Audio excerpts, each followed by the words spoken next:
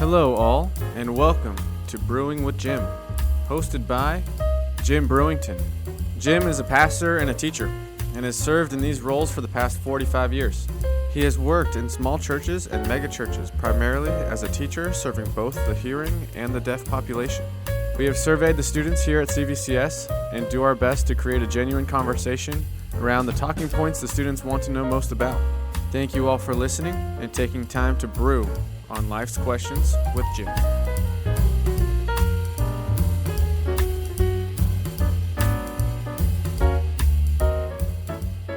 Hello all, and welcome to Brewing with Jim. I am your producer, Grady Sanchez, and as always, we have Jim. Hey Jim, how you doing? Hi Grady, I'm fine, thank you. Listeners, I missed you, or perhaps you missed me. I missed you. We took a couple of weeks off. We plan to never do that again. I'm glad I'm back, and I'm glad you are too. Yes, thank you all for listening. What a show we have to kick off after our break here for Thanksgiving. And it comes in the light of the holiday season. We have Christmas coming up here soon. And I have a question that we've tackled before. It's strong in the Christian faith. It is it better to give or receive? Oh, wow. Well, if that verse is often misquoted. It's actually, it's more blessed to give than to receive. But I think it's more difficult to receive. I think it's really tough to receive properly. And if we want to talk about gift giving, is that what we want to talk about? Gift giving, compliments, along the lines of either way, you give something and then you get something. So, okay, what are your thoughts? Let's do it. If we go back, to go back in history here, we go back to ancient Egyptians. I've never actually met an ancient Egyptian. I've met some really old ones, but not ancient. Back in ancient Egyptian history, deceased Egyptians were given gifts when they died. And they were buried with these gifts, and they were things that were anticipated to be needed in the afterlife. And maybe it was food. Don't forget to throw in a can opener. And maybe it was just something really simple like a jacket that they would give. But expensive gifts were given by rich ancient Egyptians, and that might include jewelry, might include furniture, maybe It's quite the tomb. Maybe I'm thinking, how big does the tomb have to be? Maybe put in a hide-a-bed in case there were guests. All these things were given to the ancient Egyptians, and I get, oh wow, a gift. Thank you so much. Should I open this now, or should I wait until I'm dead to open The average Egyptian corpse would get all of these things, and they were anticipated. The need was anticipated, I guess, by the donor. I can't imagine, well, I guess I could imagine, that an Egyptian would write out a list of things that he wants. Yeah, it's their last will and testament. Well, there it is, I think I'm going to need this, and don't forget a book. I'm an avid reader, or a scroll, and don't forget all these things that I think that I need, and here's my list of those. The donors probably gave these things to avoid stigma or shame, because it was culturally required that you give. And all the elements, if that's the case, that they were required to give, all the volunteer elements of the gift are absent. There was no warmth. There was no, I saw this and thought of you. There's that cordiality, that interaction, the fondness that you have for somebody that you give a gift to. It was all gone, if it's required. Now, fast forward to from ancient Egypt to USA today, and let's talk about Christmas gifts maybe for a moment. Forget Santa and forget the children. Let's just talk about adults. who observe Christmas, family members, friends. How do they select the gifts? And I've got to preface this with, I am the worst in the world. I am the absolute worst gift giver, a gift selector. And if you would like confirming evidence of that, just talk to Debbie, my wife. It's horrible. And I get anxious when Christmas is coming and when birthdays are coming and Mother's Days are coming because I am so bad at this. I'm much better at receiving than I am at giving. But that was just a preface to how do you select the gifts. Some people, probably many people, make a list of what they would like to have for Christmas. And some of them are so detailed that if I'm going to ask for a shirt, I'm going to ask for the size, I'm going to ask for the color, right down to the die lot number. I'm going to ask, I can provide on my list the Costco item number if that would be helpful for you. Well, that takes the burden off the giver. All you have to do is go get it. But I'm thinking, why don't you just order this from Amazon instead of telling me, and I'll order it from Amazon and give it to you? I don't like that whole idea of making a list for somebody else. So when someone asks me, what do you want for Christmas? I will not give them an answer. I mean, I'll acknowledge that they asked the question, but I'm not going to give them a list because I would rather have them choose something for me, and then I would treasure whatever it is they give to me. Now, if you're talking about a gift from a company because they want your business, that throw that out and throw the gift out too.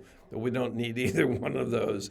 Maybe the department head of your place of employment, the boss wants to give you a gift. He just has the assistant, the executive assistant, go into the stockroom where all the gifts are all lined up and you can just pick something and you came up on somebody's tickler and all those gifts I don't care about. But what I'm talking about now is a heartfelt selected gift that you give to somebody and they receive it. Now, what if somebody gives me the ugliest shirt, and I'm talking hideous? This thing is just ugly, ugly, ugly. I will wear it. I will keep it. If the size is wrong, I might exchange it for the right size, but it would have to be the same shirt. And why would I do that? I would wear it, I would keep it because it reminds me of the person who thought of me, who is fond of me, my friend, my family member. And they're not just checking off a box from a list that I gave them. So I would use it if it's something that's useful. Even if it's not useful and I don't need it, I would try to use it. I would certainly keep it. Regifting, I would never regift and give that same thing to somebody else because the donor is more important than the gift. The giver is more important than the gift. And I want to honor the giver. It's not about me. It's about them. It's not about the gift. It's about me receiving the gift. So I think it's more difficult, more complicated maybe, to receive a gift than it is to give one. And that notion will probably turn the minds of many people who are listening to us right now. But that's where I stand. That's what I think. And I get that idea from God's Word. The greatest gift that was ever given was the gift of Christ Himself. And that gift is to be mimicked by us as we express love to other people, even a fondness for other people, as He expressed love to us.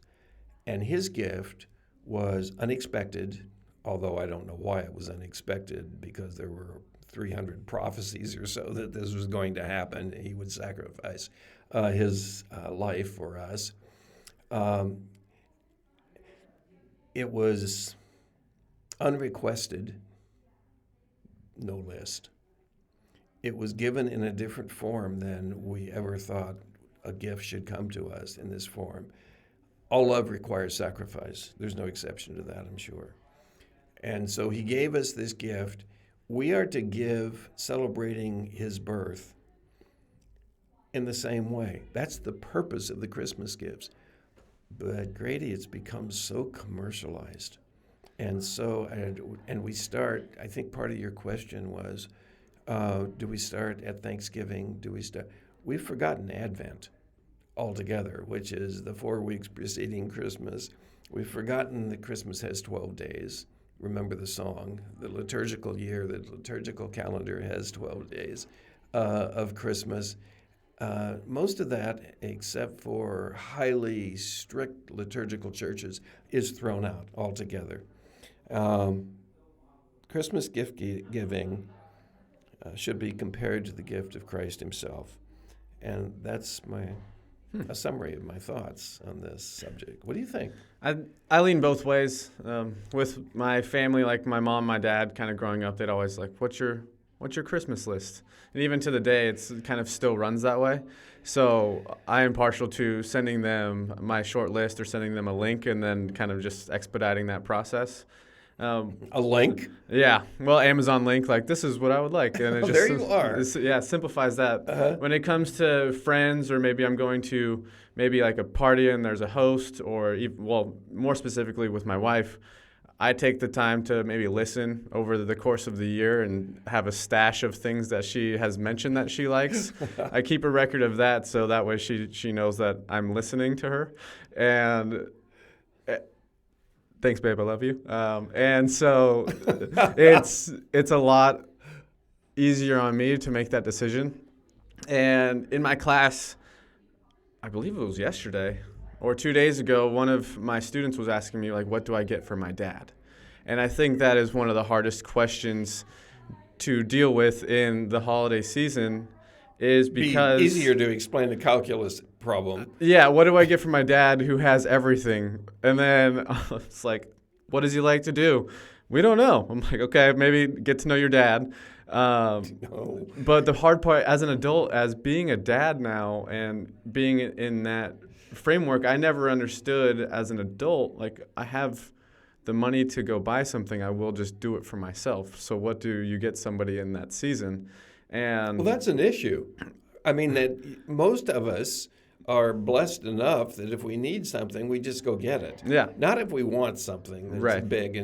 But my needs or my wants are very small, Mm-hmm. really. I lead sort of a simple life. I don't need the latest and greatest electronic devices Mm-hmm. and so forth. But that's what we do. We just go get whatever it is we need. If my family can afford it, I could probably afford it too. Yeah. So that's when dads out there just get socks all the time, because, we're always working on our feet and our socks run out. And every year when I get socks, I am fired up. Like, Dude, the best pair I've of socks. Got so many socks. We have a box of them I keep in a storage unit. I have enough socks. Thank you. Yeah, socks and neckties, and I don't even wear neckties. I chose a whole career path so that I wouldn't have to wear a necktie. And then kind of on the gift-giving side, with my Amazon link, I got a present, and it came here early because I was like, hey, Mom, Dad, like, this is what I would like. There's a Black Friday special going on. If you want to send it to the house, that would be great. And they did. It came shortly after. Uh-huh. And my daughter knows all about this gift, and she wanted to open it. I wanted to open it. I just want that thing now. And it was a little bit of controversy inside of the family because nobody was necessarily here to open it. But the nice part about technology in some cases is, like, I put them on FaceTime and we were all in the moment together, whether through technology or at a distance. But my daughter, when she got that thing, there was no tearing her away. There was no saying no to opening that present, whether it was for her or for me. But, like, the joy that she had and how much she had invested into that moment and her emotions was just that part is, like, when you give or receive, seeing that in action with a 4-year-old just exploded my mind and for sure. took it to that next level where even though my mom said yes, my dad said no, don't open it. And like seeing her on the phone and just be like that much energy, that much emotion towards something that she was about to receive, like there is so much joy in providing that little notion. And even then, some of the cases when I give my daughter a present or we spend a little more money, just it kind of makes it worth it for me just to see that reaction in her. Definitely. Yeah.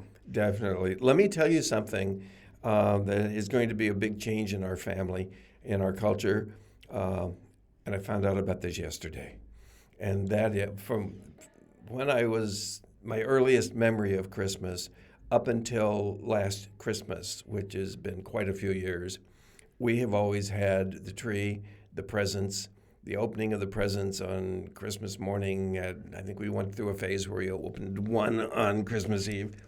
And we savor every gift. Not everybody at one time in this big chaos. We open them slowly. We look at them, we admire them.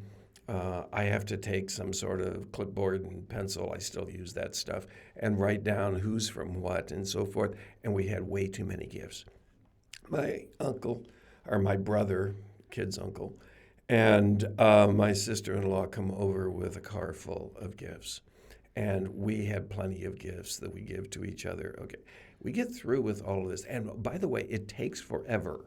We start maybe 9 o'clock in the morning because we don't have little kids running down the stairs anymore. And we break for lunch. And then we continue after this is more like brunch. And at the end of this, it's like the end of Thanksgiving. I had way too much. And we sit down and think, this was decadent. This was more than, we really don't need to be doing this. And we've said that for several years, and we still do it. This year, we're not doing it. We have decided as a family that we are going to not exchange gifts this year. And we're going to spend the money that we would have used to buy gifts for each other and buy gifts for a family that's in need.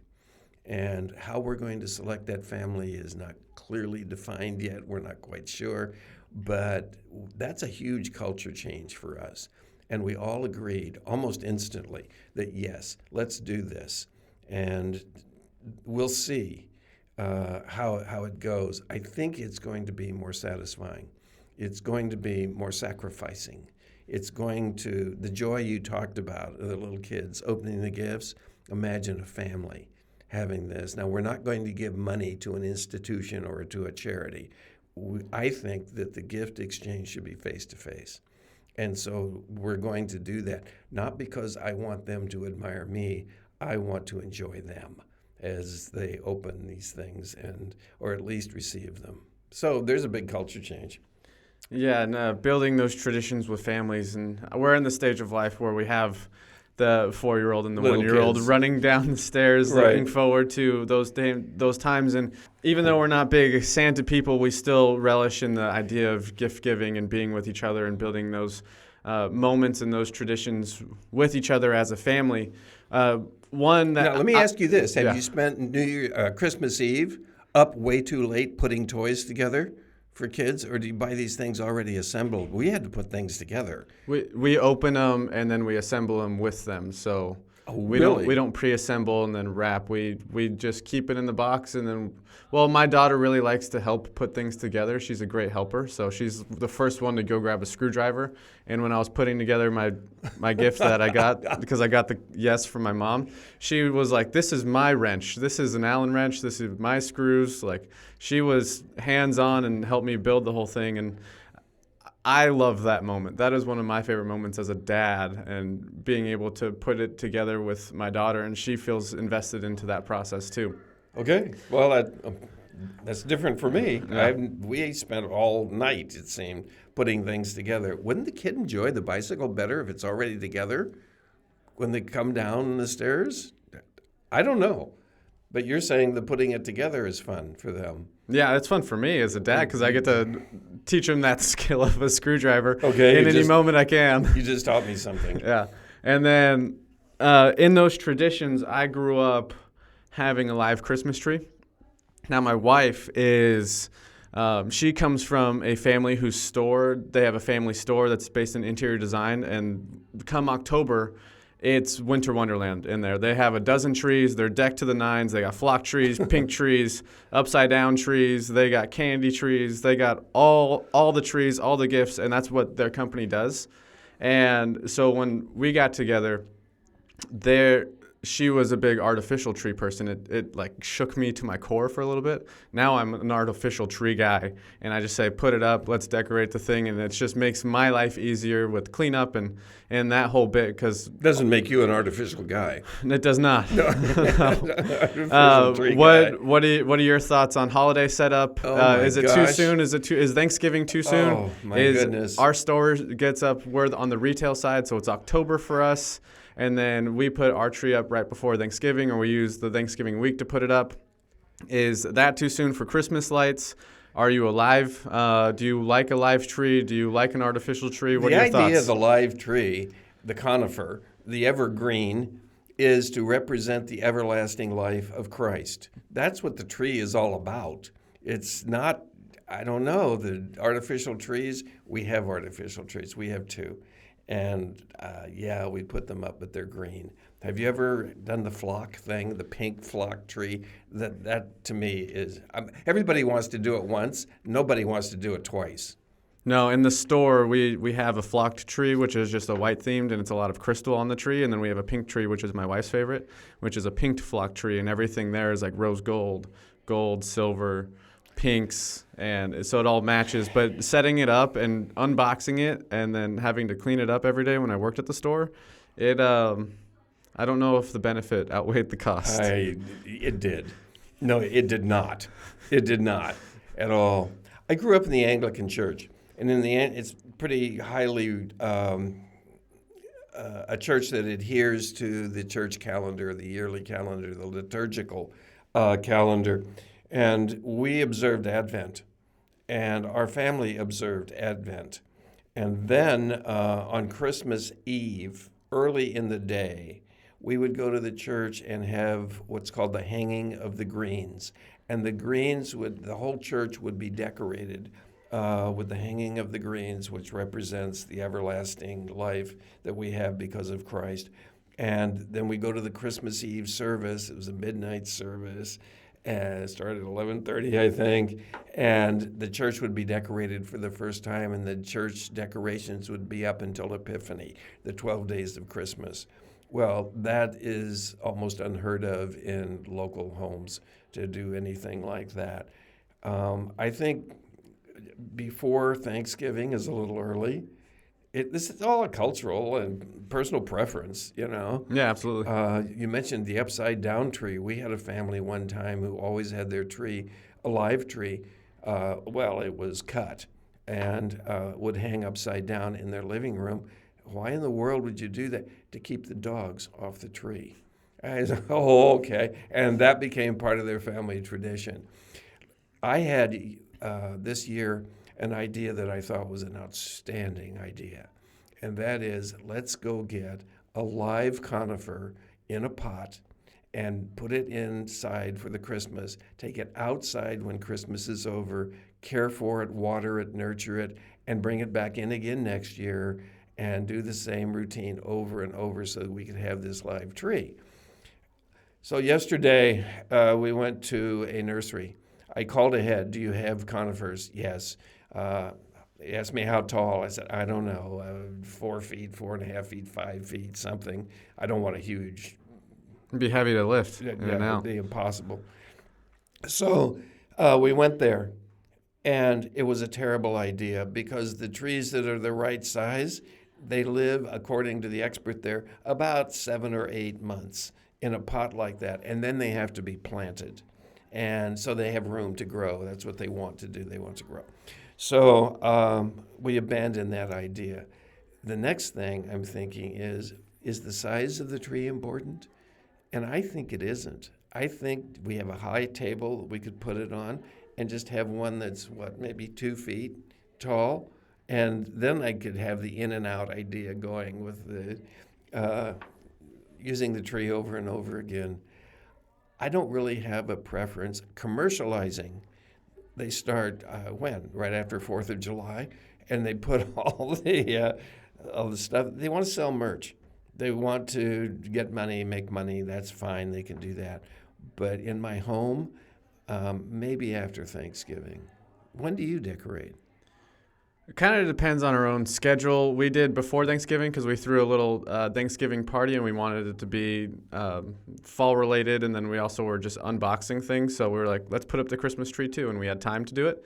So we did it then, and then this week, like the first week of December, I think is when we try to do the lights typically. And so it all kind of just fluctuates on our time, but finding the time with family is kind of the harder parts to do things for us. And so it's when we have an open moment in the framework of about Thanksgiving to the first week of December.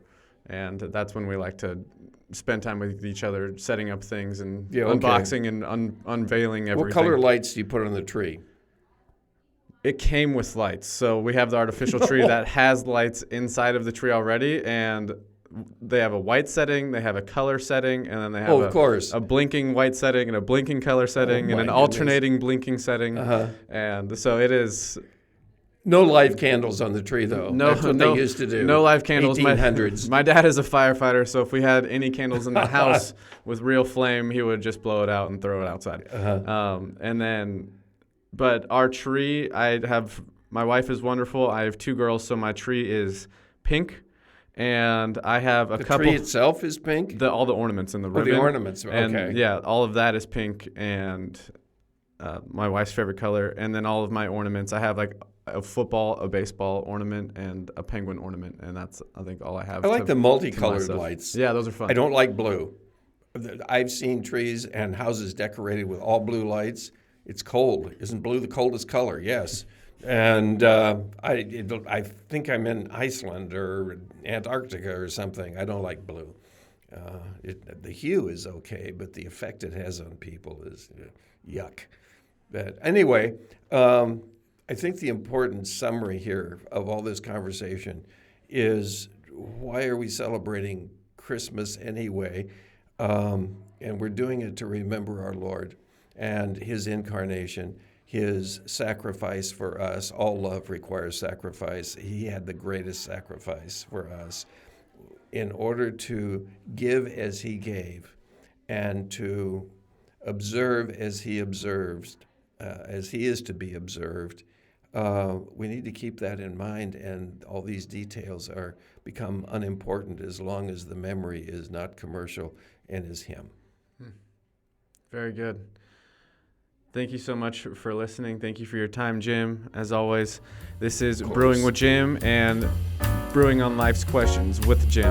Thank you so much for listening, and we will talk to you guys very soon. Next week.